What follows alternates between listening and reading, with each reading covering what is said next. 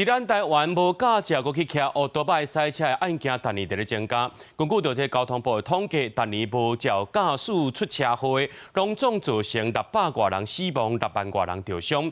第四轮呢是食酒赛车的6倍。拜三立法院交通委员会初审通过，未来要加重无照驾驶的罚金。奥多拜呢是9万到3万6，也来轿车是9万到6万。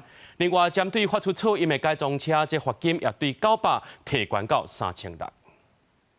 社会上不时拢会传出无照赛车弄着人的意外，亲像伫9月19三峡北大国校头前，75岁姓吴的查甫人无照弄死3个人；9月23，阁有无照78岁驾驶赛车雄冲出去，造成8个人受伤。为着要减少这款情形，拜二立法院交通委员会初审通过，决议提悬无驾照的罚金，无驾照骑机车对原本的18000块提悬到3万6，无驾照赛车的罚金对3万6。提悬到6万块。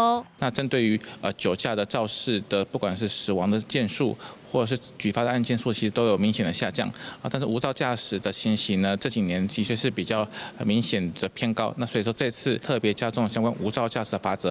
根据交通部的统计，台湾每当40万件的交通事故中，有5万件是无照驾驶，平均每当造成600多人死亡，6万多人受伤，比啉酒赛车弄死人加出来6倍。针对提悬罚金，民团认为，更加重要的是去探讨无照驾驶背后的真正原因。亲像有的人住的所在就真正足偏僻的，交通嘛无方便，嘛会造成民众冒险去赛车。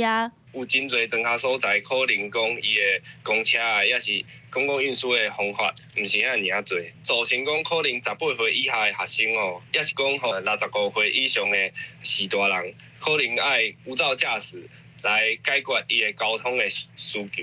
除了无照驾驶拍算提悬罚金，改装车伫大路发出噪音的罚金修法也初审通过，对原本上重罚1800块，提悬到3600块。环境部表示，这5冬内接到民众投诉的案件，就超过25万件。若是互人抓到除了罚钱，15天内无去检就会互人吊牌。记者陈亚轩、林旭凯台北报道。